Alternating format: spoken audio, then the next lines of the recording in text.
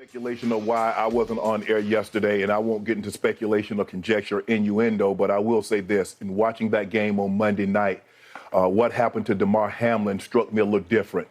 As a brotherhood in the NFL, when injuries happen, when we know injuries are a part of the game, I've seen guys suffer ACLs and Achilles tear, but I've never seen anybody have to be revived and fight for their life on the field. So it struck me a little differently because I remember seeing my brother paralyzed on the field temporarily, and he was able to regain focus. Skip tweeted something, and although I disagree with the tweet, and hopefully Skip would take it down, but I didn't want it. Well, time out. I'm not going to take it down because I stand by what I tweeted. Skip, let me finish. All right, okay. Go ahead. No, you go. Go ahead, let's go, Jen. Okay. I mean, I cannot even get through a monologue without you interrupting me. Well, you could have came back, Skip. Well, I thought. Skip, just let. I didn't know you were going to bring up this. No, I was just going to say, Skip. I didn't want to yesterday to get into a situation where Damar Hamlin was the issue. We should have been talking about him and not get into your tweet. That's what I was going to do. But you can't even let me finish my opening monologue without you interrupting. Okay. I was under the impression you weren't going to bring this up because nobody here had a problem with that tweet. No.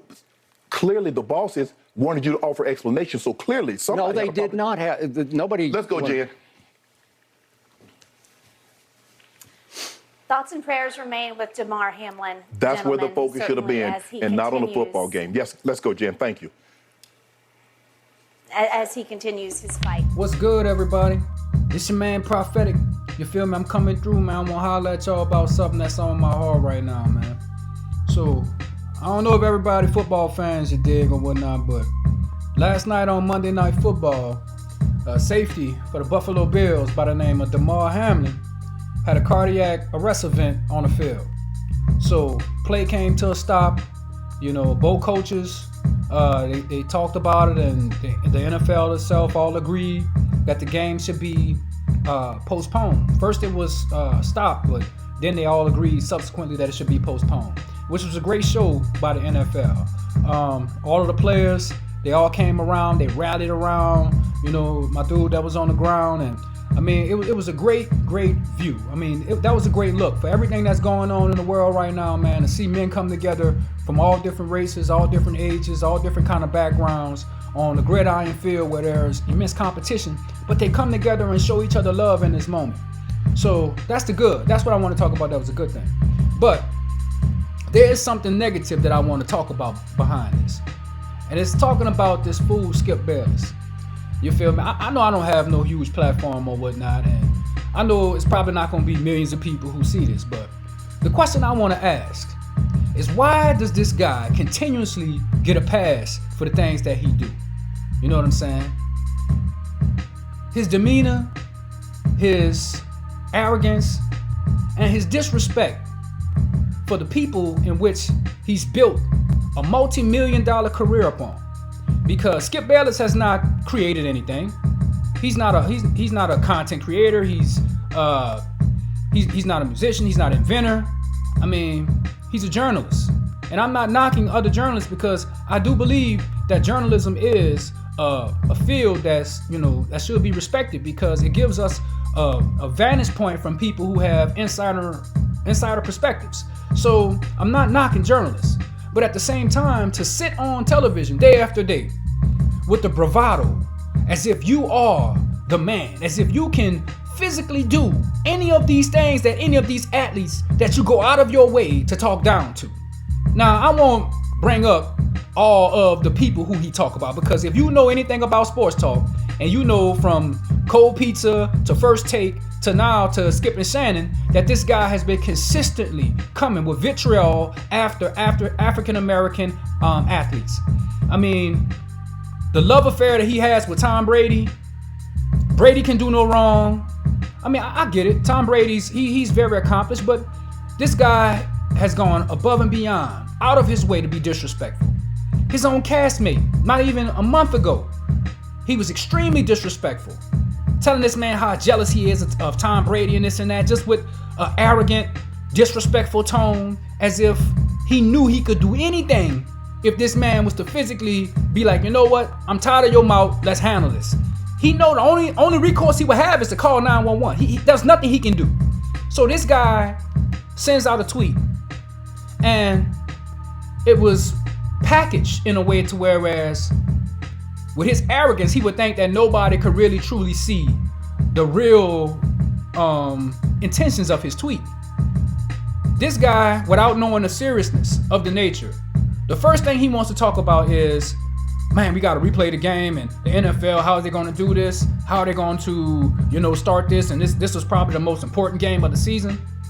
Not understanding that a human life, a literal human life was at stake. This man's heart stopped beating. For whatever reason. I mean, we can speculate on this or that, jab or no jab, whatever. But at the end of the day, the young brother who did everything right according to the way how the world is supposed to be. You feel me? He's achieved the pinnacle of success in his career. He's in the NFL. He's a starting player. This guy was a 6th round draft pick, so it's not like anybody handed him anything.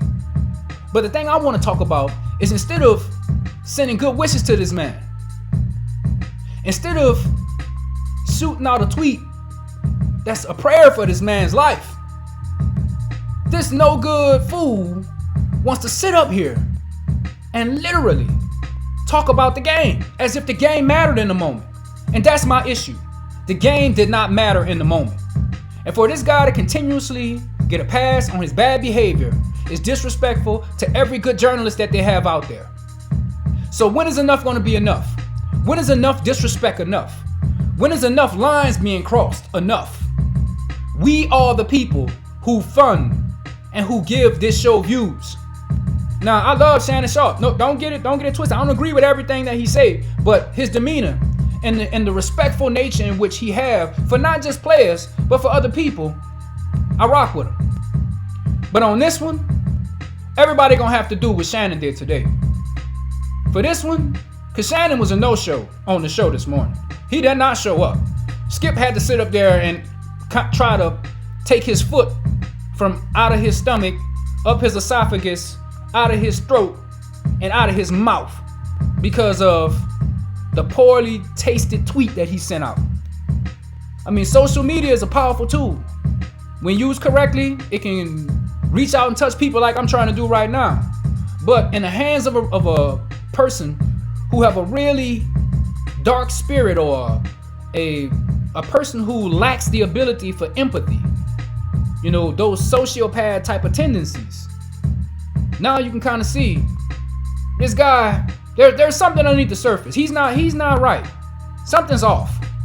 Because the human side of you, the heart side of you, it should not have taken an executive, like what he said on the show today, to pull you to the side and let you know that the response that you're getting from the tweet that you put out is not a good look for them as a company and you as a person. So you need to try to get out and do damage control. Because to me, that's all the show was today, was damage control. You know what I'm saying? But man, when is enough?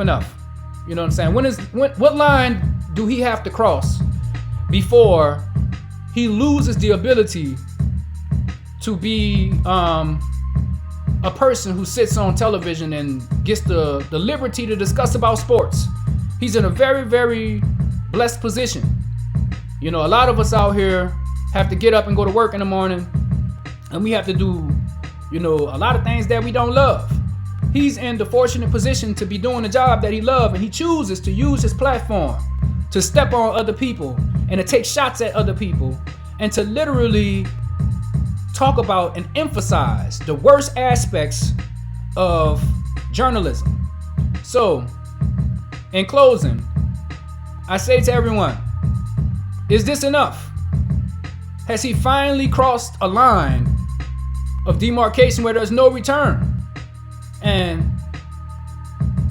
you know what I'm saying? I don't know if this is this point, but we need to start thinking about that. So Skip, from me to you, you ain't shit.